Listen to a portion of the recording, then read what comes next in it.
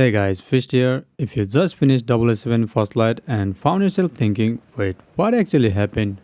Or you are someone who is curious on what the story is really about, don't worry, you're definitely not the only one. Unlike almost every Bond movie or game we've seen, this isn't the story of the legendary agent 007.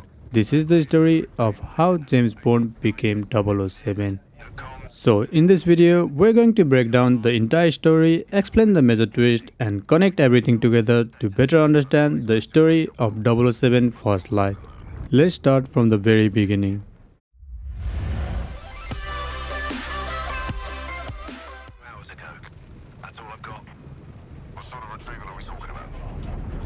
The story begins in Iceland during what should have been a routine SAS rescue mission.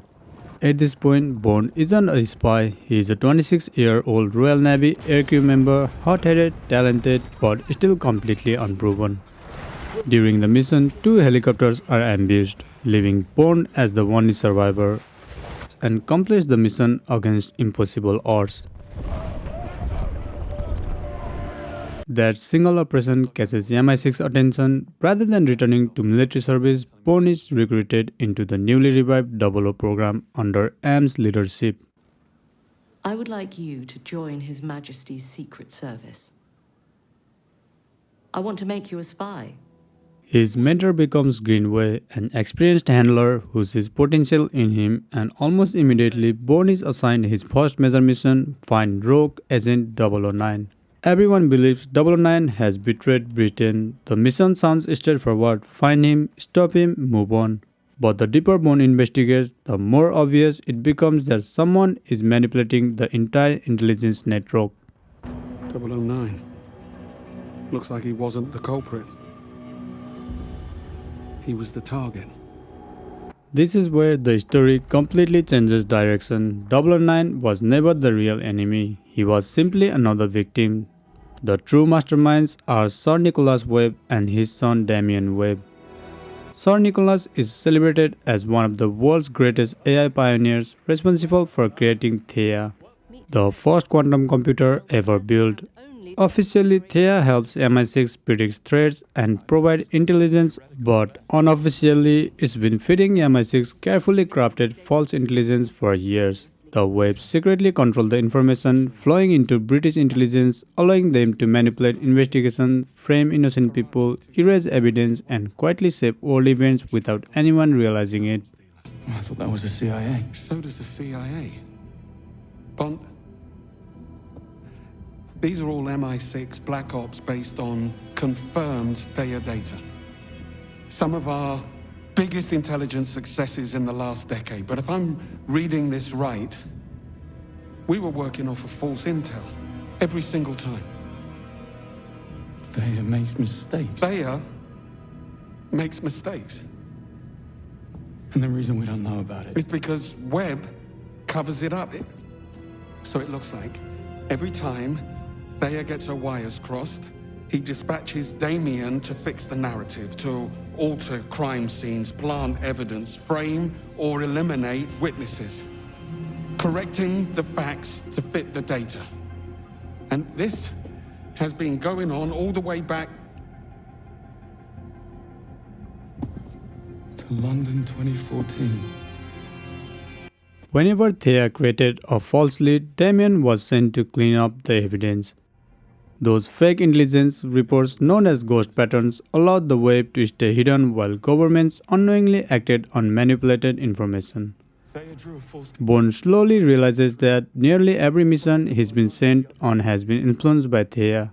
Then everything becomes personal. While tracking Damien in Vietnam, Bond and Greenway confront him. The mission ends in tragedy. Greenway is killed.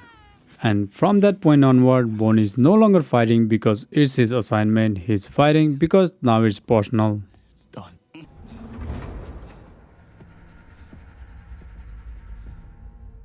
The investigation finally leads Bond to Antarctica, where the Webbs are developing something even more dangerous, Hyperion. Think of Hyperion as a THEIA successor, second quantum AI capable of becoming even more powerful. Bond teams up with Roth, also known by the codename Isola, a French intelligence operative whose loyalty always feels questionable. Together, they infiltrate the research facility. During the raid, Roth unexpectedly kills Sir Nicholas Webb.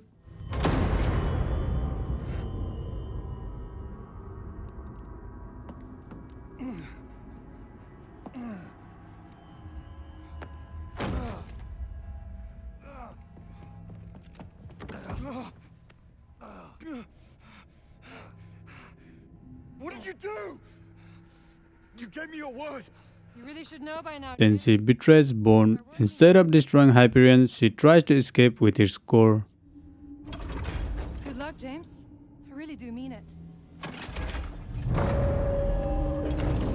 Bond catches up before she can leave, stopping the escape and destroying Hyperion.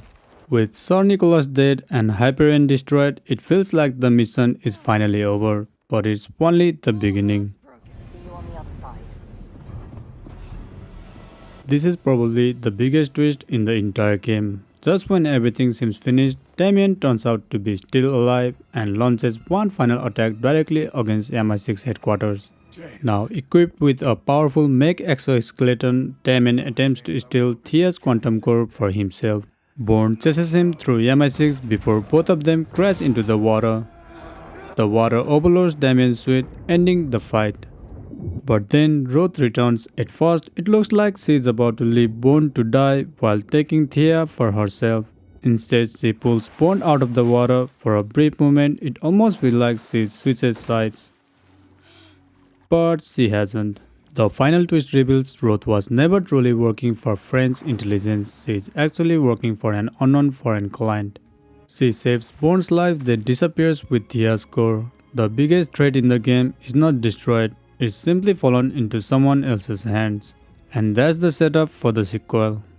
After everything Bond has been through, Bond and M are seen at Greenway's burial. It's here that M finally recognizes what Bond has become. She offers him the prestigious designation to become Agent 001.